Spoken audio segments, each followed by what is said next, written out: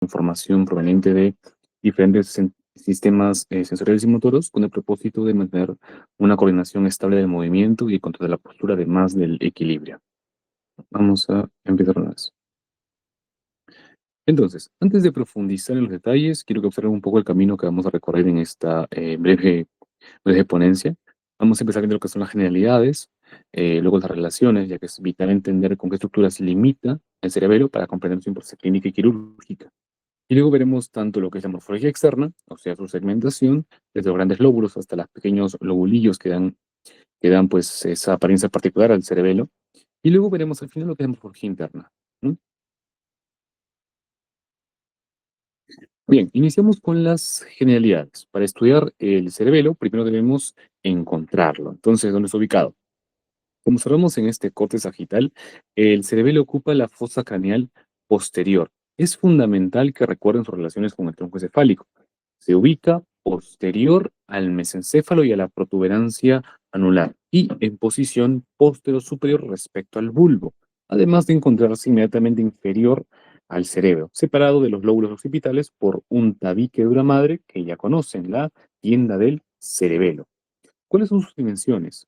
Bueno, es una estructura bastante compacta. Su diámetro transversal es el mayor, midiendo entre 8 a 10 centímetros. Su diámetro superior va de unos 5,5 a 6,5 y una altura o diámetro vertical de 5. Su consistencia es similar a la del cerebro, lo que lo hace una estructura bastante blanda y delicada ante traumatismos. Ahora, lo interesante para sus apuntes es la diferencia del peso promedio según el sexo. En hombres ronda los 143 gramos, mientras en mujeres es ligeramente menor, aproximadamente unos 137 gramos. Y como dato general, siempre el cerebelo pesa la décima parte del cerebro. Bien, ahora, entrando ya en las generalidades, debemos entender que el cerebelo no es una estructura uniforme. Para su estudio, la dividimos principalmente en dos caras, una cara superior y otra cara inferior. Y otra cara inferior. Bien. La cara superior también recibe el nombre de cara tentorial. Como vemos en esta imagen, la cara superior tiene una relación directa con lo que es la tienda del cerebelo o tentorium, y ahí su nombre. Noten que aquí en la imagen de la izquierda, los hemisferios cerebelosos son mucho más planos. En la línea media observamos también lo que es la vermis superior, la cual pues sobresale ligeramente como si fuese una crestita. Y luego tenemos la cara inferior o suboccipital. Si le damos la vuelta al cerebelo, encontramos la cara inferior, que destaca sobre que descansa sobre a la cara de las fosas cerebelosas del hueso occipital. A diferencia de la cara superior, aquí los hemisferios son marcadamente convexos, o sea que tienen un abultamiento. La vermis inferior se encuentra aquí escondida en el fondo de una profunda estructura llamada vallécula. Bien, miras en la cara superior, la vermis se elevaba por encima de los hemisferios, en la cara inferior está hundida en la vallécula. Bien, ahora, luego tenemos las escotaduras. Bien, fíjense en los bordes. El cerebelo presenta dos escotaduras o muescas importantes. Una escotadura anterior, la cual es ancha y por ella emergen los pedúnculos cerebelosos que conectan con el tallo cerebral. Y tenemos hacia atrás a la escotadura posterior, que es mucho más estrecha y en ella se aloja la cresta occipital interna y la hoz del cerebelo. Bien, para finalizar las generalidades, nos enfocaremos ahora en la cara anterior o petrosa. Esta es quizás la vista más compleja porque es el punto donde el cerebelo se ancla al tallo cerebral y donde se encuentran sus principales vías de comunicación. Tenemos así, por ejemplo, a el hilio cerebeloso y las formaciones mediales. A ver, en esta cara vamos a observar los extremos de la vermis y estructuras fundamentales como el nódulo y la úvula. Pero lo más destacable es el hilio cerebeloso, entre comillas. Bien, este es ese espacio por donde van a entrar, por donde entran y van a salir las fibras que conectan el cerebelo con el resto del sistema nervioso.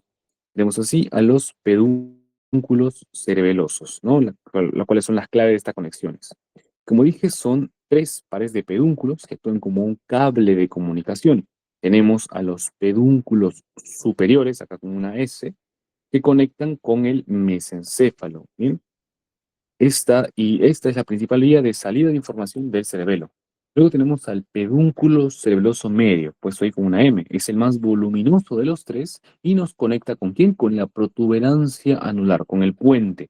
Bien, y es puramente aferente, o sea que trae información desde la corteza cerebral. Luego tenemos al inferior, también llamado cuerpo restiforme, el cual nos vincula con el bulbo raquídeo. Recuerden eso, el pedúnculo cerebeloso inferior, también se conoce como cuerpo restiforme. ¿Qué más hallamos aquí? Vamos a hallar el techo del corto ventrículo. Bien, recuerden, siempre preguntamos en los parciales es la conformación del techo del corto ventrículo. Bien, el cerebelo contribuye a cerrar este ventrículo en forma de pirámide y constituye su techo.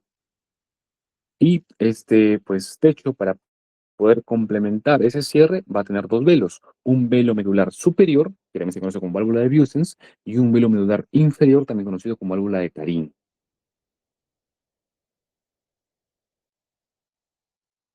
Bien, ahora que conocemos su estructura, vamos a analizar dónde, pues, se aloja el cerebelo. Bien, aquí podemos apreciar lo que es la fosa craneal posterior, la cual es su caja de seguridad, pero esta caja tiene límites que, si se ven afectados, comprometen la vida del paciente propiamente dicha. Para empezar, vamos a ver las relaciones superiores. Hacia arriba, el cerebelo nos toca directamente el encéfalo, mejor dicho, no toca el encéfalo, ya que está separado por el tentorium o tienda del cerebelo, el cual es un repliegue de la madre. Esta estructura no solamente sostiene, sino que soporta el peso de los lóbulos occipitales cerebrales. Además, en el borde libre del tentorium encontramos al seno recto, que es una relación vascular directa que debemos tener presente durante cirugías de la fosa posterior. A ver, chicos, me dan un segundo, voy a pasar la diapositiva para que puedan ir apuntando. Mm,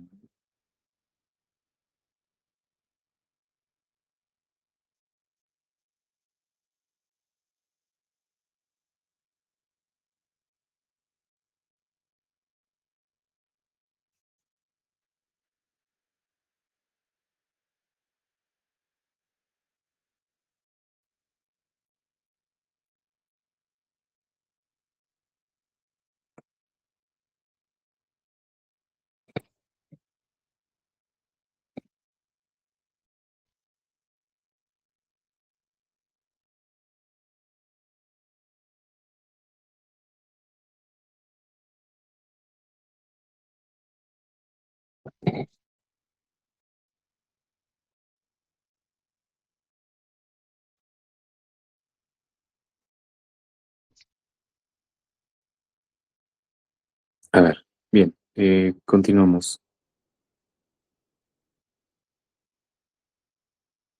Bien, ahora vamos a continuar hacia los lados, bien, las relaciones laterales. El cerebelo se encuentra en contacto con la pared ósea del cráneo. Aquí la relación principal es con los senos transversos, que son estas formaciones venosas de la dura madre. Es fundamental recordar que las estructuras venosas drenan gran parte de la sangre del cerebro, por lo que una lesión ósea o expansiva en esta área puede comprometer el retorno venoso del mismo. En cuanto a sus relaciones anteriores, a ver, esta es sin duda la más crítica desde un punto de vista clínico. El cerebelo se relaciona anteriormente con la región pontocerebelosa, el cual es un espacio estratégico donde transcurren nervios importantes como el séptimo o el octavo, y también con la cara posterior del peñasco, que recuerden es parte del hueso temporal. Esta estructura ósea es un límite rígido. Cualquier masa que crezca aquí, como un neurinoma del acústico, por ejemplo, no tiene espacio para expandirse, y esto va a hacer que comprometa directamente al tallo cerebral. Finalmente, en la cara posterior, el cerebelo se relaciona con la escama del occipital. Bien, aquí destaca la prensa del ófilo, la cual es la confluencia de los senos venosos y la hoz del cerebelo, que es ese tabique dural que divide parcialmente ambos hemisferios del cerebelo. A ver, como futuros médicos, quiero que visualicen lo siguiente. Si tenemos un tumor en la cara anterior, cerca del peñasco, el cerebelo será empujado contra el tronco encefálico. ¿Esto qué creen que va a causar? Va a causar signos de disfunción de los pares craneales y del propio cerebelo. Por el contrario, una lesión en la parte posterior, cerca de la voz, podría ser mucho más silenciosa durante más tiempo. Es por ello que es importante entender la anatomía, ¿no? Nos puede dar indicios de cómo sería la clínica distinta en el paciente. Bien, ahora vamos a abordar lo que es la morfología externa. Bien, si observan el cerebelo, verán que no es una masa uniforme, sino que está profundamente surcada, lo que aumenta exponencialmente su superficie cortical.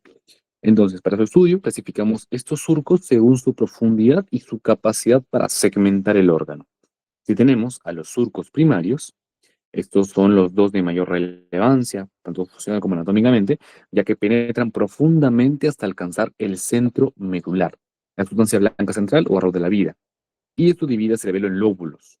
Tenemos así a la fisura primaria, la cual es fundamental porque separa el lóbulo anterior del lóbulo posterior, y como tal es un punto de referencia constante para cualquier anatomista. Luego tenemos a la fisura horizontal, o también conocida como la gran cisura circunferencial de Big-Dazir. Como su nombre indica, recorre toda la circunferencia del cerebelo y es la referencia que nos permite distinguir claramente cara superior de cara inferior. Entonces recuerden, la fisura primaria divide lóbulos, la horizontal divide caras. Luego tenemos a los surcos secundarios, los cuales, a diferencia de los primarios, estos tienen una profundidad menor. Penetran solo hasta la sustancia blanca central de cada lóbulo, segmentándolos en unidades más pequeñas, conocidas como las láminas, y las laminillas, también conocidas como folias, que le dan esa apariencia pues, de estar formada por varias hojas al cerebelo. Ahora, ¿por qué es importante esta segmentación? Porque el cerebelo sigue un principio de somatotopía. ¿Qué significa esto? Por ejemplo, el lóbulo anterior está principalmente involucrado en el tono muscular y la coordinación de las extremidades inferiores. Uy, un segundo, ya se escucha bien. Bien, si un proceso patológico, como digamos una atrofia cerelosa por alcoholismo crónico, afecta específicamente a esta área, el paciente presentaría entonces principalmente una ataxia en la marcha, manteniendo una coordinación de brazos relativamente preservadas. Bien, es por eso que la anatomía de los surcos nos permite, pues, al ver una imagen de resonancia, predecir cuáles son las funciones cerebelosas que han sido comprometidas. Ahora, sigamos adentrándonos en la morfología externa. Debemos entender que el cerebelo es mucho más que una masa compacta. Es una estructura organizada en láminas y laminillas, bien, lo cual es un diseño optimizado para poder maximizar el procesamiento neural en un espacio bastante reducido. Ahora, el sistema de surcos es quien va a formar estos límites anatómicos entre los diferentes segmentos del cerebelo. Bien, como dije, recurrimos a dos tipos de surcos. Los primarios, que son los que pues, definen la arquitectura principal, y son dos, las dos fisuras primarias. La fisura primaria, que actúa como la gran división entre el lóbulo anterior y posterior, y la horizontal, también llamada gran surco de Big-Dazir, que funciona como el límite entre las dos caras. Y luego los secundarios, que son pues quienes penetran solo hasta la sustancia blanca de cada lóbulo y los segmentan en láminas y laminillas. A ver, para no confundirnos, es que existe, no, para esquematizar mucho más esta complejidad de laminillas, surcos, es que existe la nomenclatura del Arcel. Bien, ¿cómo le ponemos nombre a todo este conjunto de estructuras en la vermis? Bueno, para eso usamos la nomenclatura del Arcel. Les sugiero memorizar esto, la mnemotecnia de Lilo cuida fotos por una noche, pero más allá del nombre hay que ver la función de cada segmento, ¿bien? Luego tenemos a la zona rostral, que es Lilo cuida, ¿bien? La língula, el lobulillo central y el culmen. Esta es la parte estabilizadora, ¿bien? Es la zona que recibe la mayor carga de información sensorial de la médula espinal. Aquí es donde se modula el tono muscular necesario para la bipedestación. Luego tenemos a la zona central, donde tenemos al declive, al folium y al tuber. Esta zona es el puente integrador. Bien, aquí el cerebelo se comunica con los centros superiores para coordinar, por ejemplo, el movimiento de nuestros ojos en relación con el movimiento de nuestra cabeza. Y luego tenemos a la zona caudal, donde llamamos a la pirámide, la úvula y el nódulo. Bien, nos encontramos aquí en lo que es el arquicerebelo o el sistema vestibular, lo cual nuestra brújula interna nos ayuda a mantener el equilibrio. Entonces, repito, tenemos tres zonas.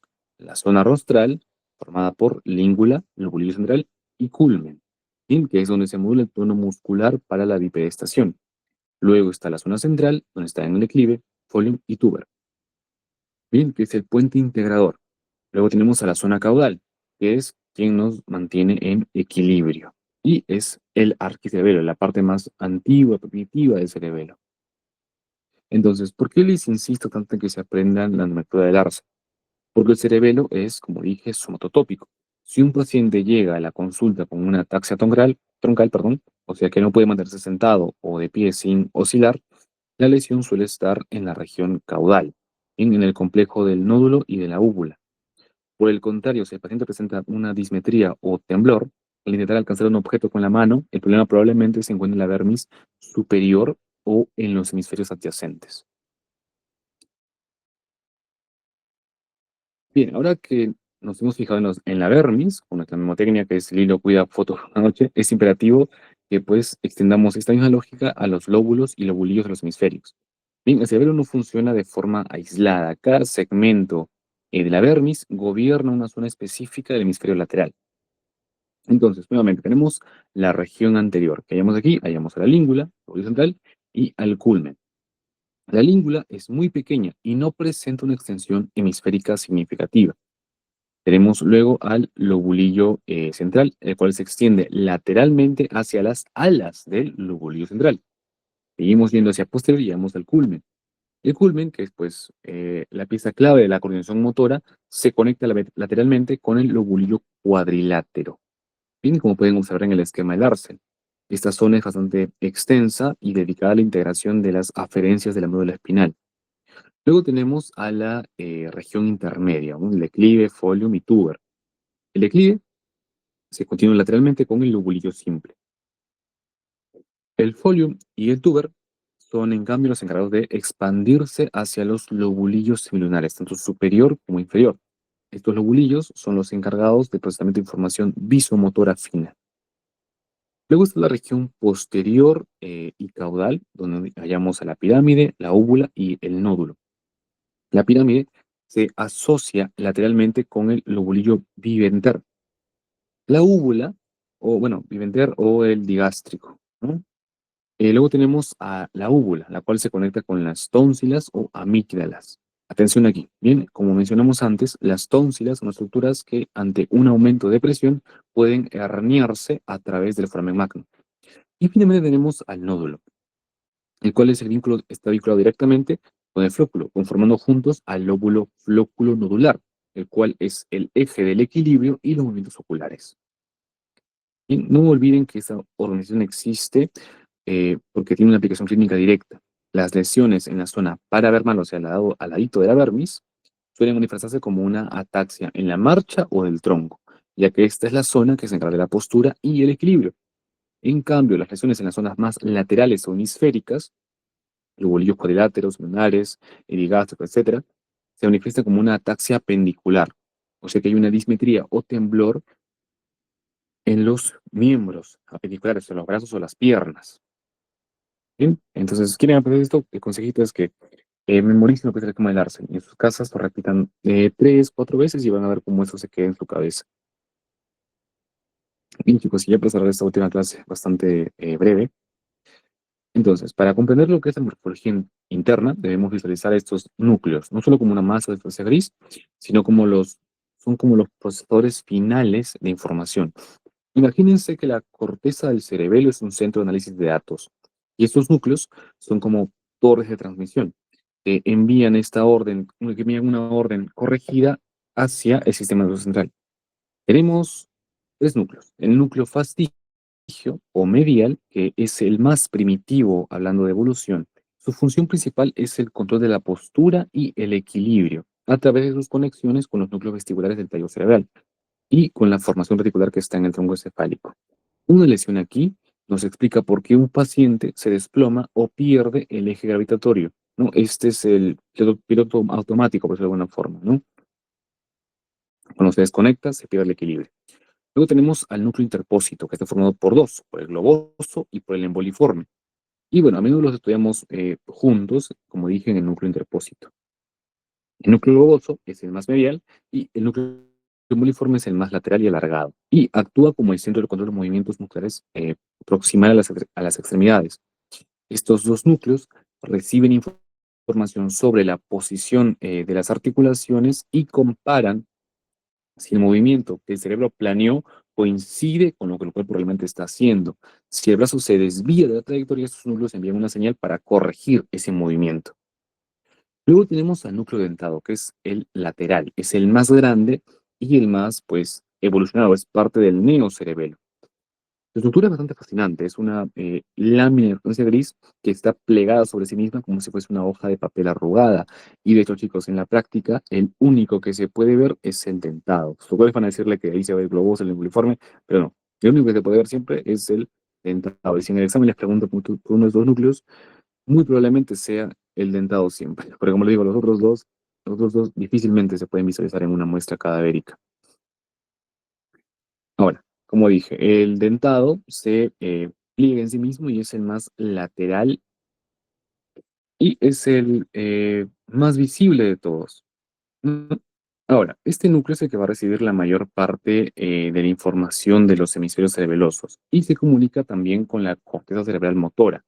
Es el núcleo dentado es el responsable de la planificación, la secuenciación y la ejecución del movimiento voluntario complejo. Cuando un pianista toca una pieza rápida, un cirujano sutura, el núcleo dentado es, perdón, finalmente el que está trabajando a 1000 por hora para poder coordinar la secuencia precisa y la activación muscular, ¿no? ¿Por qué? A ver, un dato, una aplicación clínica final. ¿Por qué el paciente con una lesión en el núcleo dentado tiene ese temblor al acercarse a un objeto? A ver, porque el cerebelo, a través del núcleo dentado, debe realizar un cálculo constante de la aceleración y desaceleración de los movimientos.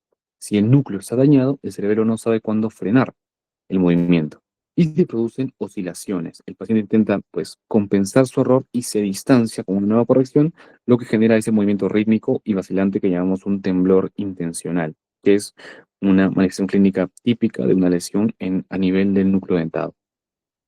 Y chicos, y con esto hemos culminado esta clase, trato de hacerlo un poco corto porque sé que ya es tarde. Como recomendación final, tanto lo que es Testud como Rubier, y lo que tiempo que van a tener para poder estudiar anatomía, si quieren hacer una exposición o tienen un tema, es que lean la tarjeta. Bien, es como un Testud, pero algo más resumido y ordenado en títulos y subtítulos. O sea, de ahí está para que sacan para sus textos seminarios. Si quieren empezar, hay un tema de cero que no conocen, pueden agarrar lo que es el Pro. A mí me gusta mucho más que el Grey porque es algo más resumido, más grande y tiene unos cuantos topónimos bastante importantes que a menudo preguntan. Luego están los Atlas, ¿no? Tienen varias opciones. El más usado es el Nether, pero si tienen la opción, yo les sugiero que también adquieran lo que es el Sobota o el Prometheus, tanto en físico, pero de preferencia en PDF, ya que las copias piratas del Sobota y Prometheus son de Atlas para poder identificar estructuras y un libro de texto como el Pro o el Grey para poder tener contexto de estructuras que están leyendo. Bien, chicos, eso sería todo por esta clase. Espero que les haya gustado. Cuídense mucho y hasta luego.